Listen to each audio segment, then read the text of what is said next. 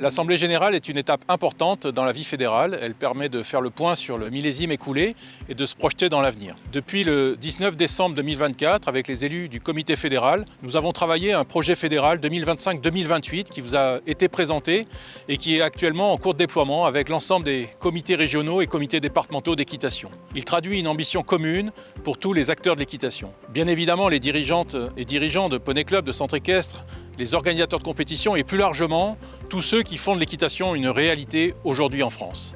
Une réalité éducative, une réalité sociale, mais aussi une réalité économique. Un grand merci au nom des élus de la Fédération à toutes celles et tous ceux qui sont engagés dans ce projet, tous ceux qui au quotidien font vivre l'équitation, et je vous invite à découvrir le bilan de ce millésime 2025. Durant le millésime 2025, la FFE a œuvré pour assurer le rayonnement du cheval et des activités équestres auprès du plus grand nombre.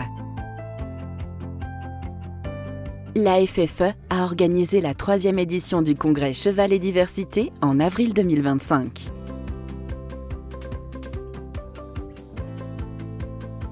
Les activités de médiation avec les équidés ont bénéficié à 2500 enfants en décrochage scolaire. Cette année encore, l'opération Poney École a rencontré un franc succès. Le dispositif Plan Activité Équestre dédié aux collectivités territoriales a été décliné du projet fédéral 2025-2028. Le fonds de dotation de la FFE, Equiaction, a célébré ses 5 années d'existence.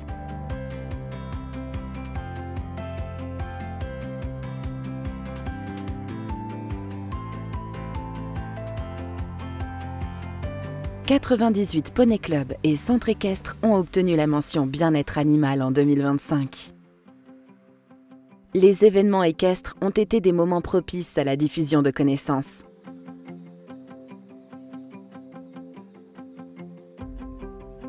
Des travaux de recherche ont porté sur l'identification des émotions positives chez le cheval. La FFE a initié un réseau des accompagnants en psychologie du sport et préparation mentale.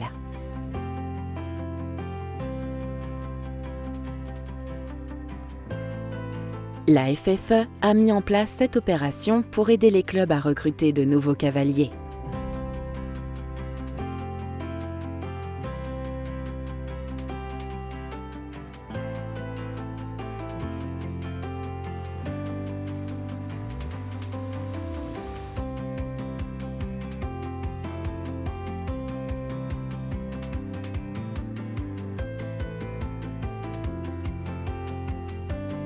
Pour faire découvrir l'équitation au grand public, la FFE a participé à plusieurs salons.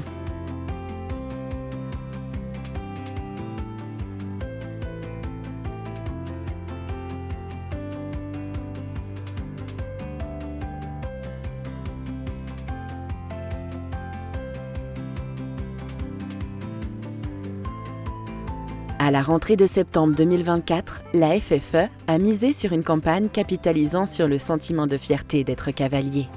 Je savais pas que je pouvais m'occuper de toi, que je savais écouter la nature. On pouvait faire 1000 choses, oui, 1000 choses. Pour la rentrée 2025, la FFE a opté pour une approche innovante, touchant un public plus large et replaçant la journée du cheval au cœur du dispositif.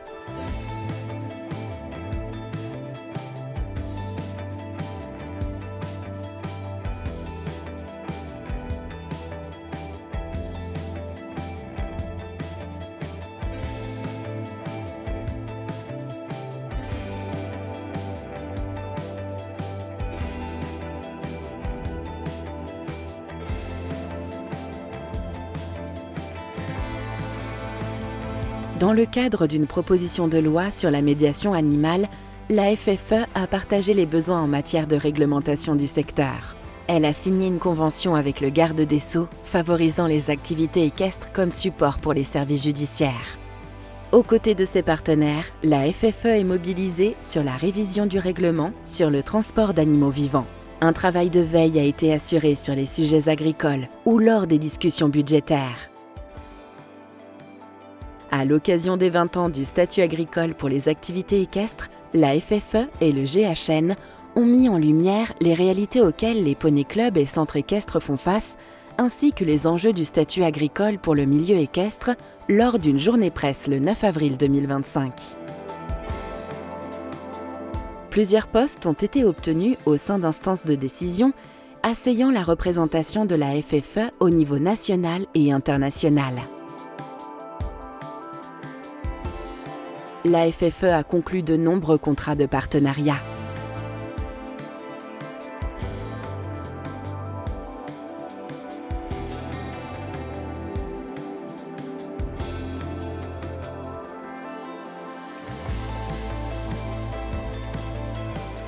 La FFE a continué à faire rayonner l'équitation française dans le monde.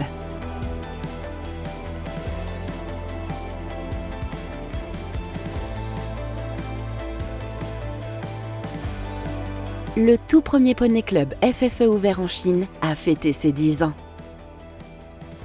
La FFE a mis en œuvre plusieurs actions pour déployer une offre d'équitation en phase avec les attentes sociétales, économiquement viables et performantes. En juin 2025, la FFE a lancé une grande enquête nationale pour mieux évaluer les habitudes de consommation des Français et apprécier la place occupée par le cheval dans la société actuelle afin d'accompagner les clubs et penser l'équitation de demain. Sur le millésime 2025, la FFE compte 9 574 adhérents et 625 422 licenciés. Le nombre d'adhérents est en légère baisse et le nombre de licences est en recul de 3,5%. 61 080 appels ont été reçus avec une qualité de service à 92%.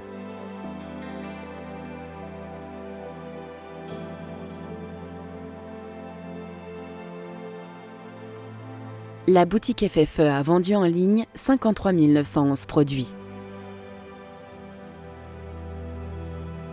La FFE a adressé de nombreuses newsletters à diverses cibles.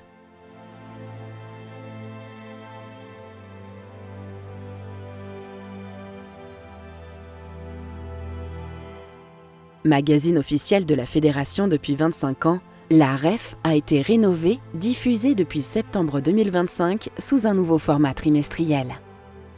L'Estafette, le journal des passionnés du tourisme équestre, a également vu son contenu évoluer. En septembre, la FFE a fourni au club un colis de rentrée pour faciliter la relation client. Rendez-vous mensuel des dirigeants de club et des enseignants, 7 visio FFE ont été organisés. La FFE a réalisé 1500 audits de qualité, portant le nombre d'établissements labellisés à 3200, attributaires de 4700 labels. La Fédération a effectué une veille permanente sur les actualités réglementaires et législatives. La FFE a lancé des travaux d'optimisation de ses deux systèmes métiers, CIF et FFE Compet.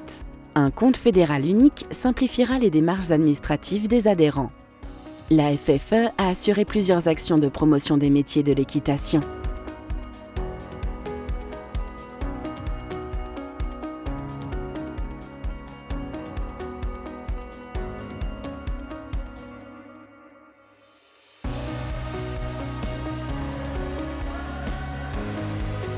Lors des vacances scolaires, le parc équestre a accueilli des stages clubs, mais également 40 stages de détection, formation et entraînement sportif équestre.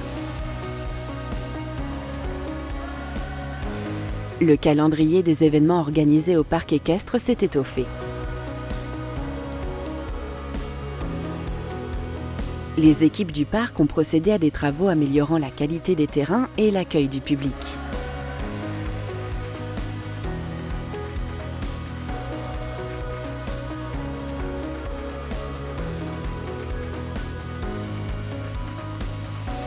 Un recensement de l'offre de formation professionnelle continue des Creux a été réalisé. L'accompagnateur de tourisme équestre a été réinscrit au répertoire national des certifications professionnelles pour 3 ans.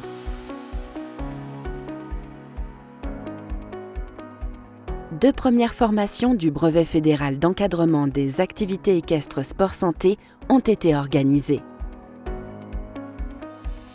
La 4e promotion de la formation médiateur équin s'est achevée en juin 2025 avec 15 diplômés et la 5e a débuté en septembre.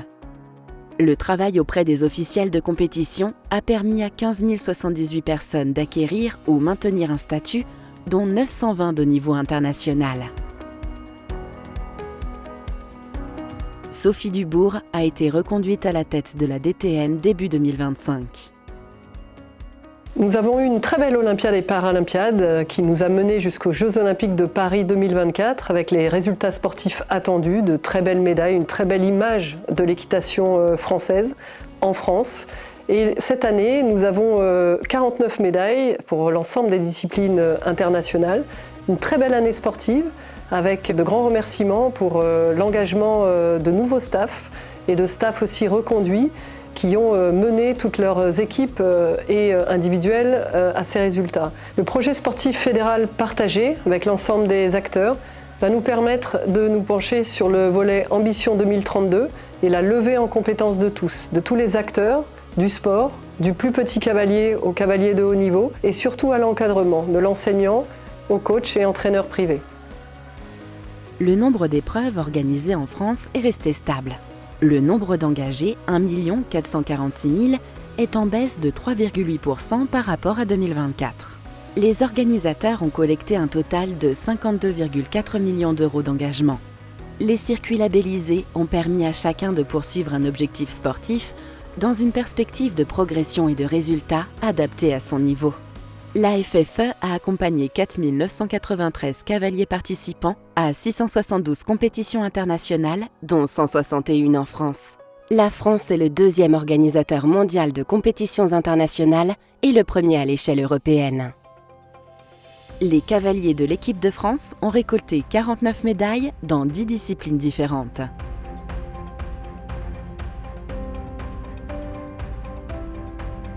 La FFE-CNTE a lancé l'application GéoCheval, déclinaison mobile de la carte interactive des itinéraires équestres. 6 régions ont organisé un grand régional de tourisme équestre. Grâce à la DUM, les cavaliers ont pu profiter de l'inscription en ligne et du paiement par carte bancaire, facilitant la gestion de l'événement pour les organisateurs. L'Equirando, plus grand rassemblement européen de tourisme équestre, a réuni 850 participants et 700 équidés du 25 au 27 juillet à Bagnoles-de-l'Orne, Normandie. Avec la volonté de sensibiliser les automobilistes, les cavaliers et les autres usagers de la route au partage de la voie publique, la FFE-CNTE a réalisé 5 capsules vidéo. Cette campagne de prévention a été relayée sur les réseaux sociaux de la FFE et de la délégation interministérielle à la sécurité routière. Lors du millésime 2025, l'AFFE a renforcé son action d'accompagnement et d'échange avec l'ensemble des acteurs équestres pour une efficacité optimale. L'AFFE a amélioré le traitement des déchets produits lors des événements au parc équestre.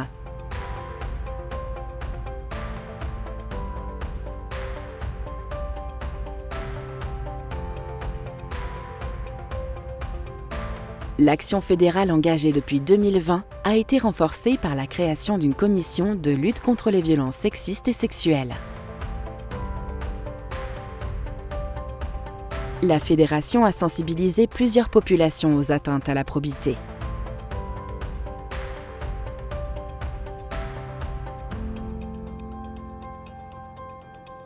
La vie associative a été marquée par le renouvellement des instances fédérales le 19 décembre 2024. Le bureau fédéral a tenu 7 séances et le comité fédéral s'est réuni à 9 reprises. La FFE a organisé un séminaire fédéral les 5 et 6 mai afin de partager le projet fédéral 2025-2028 avec l'ensemble des parties prenantes de la fédération. Les mois suivants, le président de la FFE et ses équipes ont réalisé un tour de France allant à la rencontre des comités départementaux d'équitation. La FFE a organisé 2 congrès dédiés aux dirigeants de clubs et enseignants.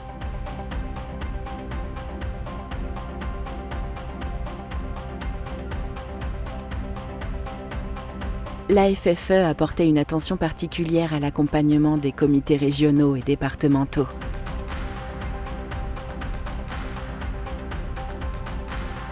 La FFE a poursuivi ses visioconférences trimestrielles avec les territoires ultramarins. La FFE a mené l'instruction du projet sportif fédéral en lien avec l'Agence nationale du sport. Après l'augmentation de la licence de 4 €, la fédération a souhaité que l'intégralité de ces nouvelles ressources bénéficie au développement des activités équestres.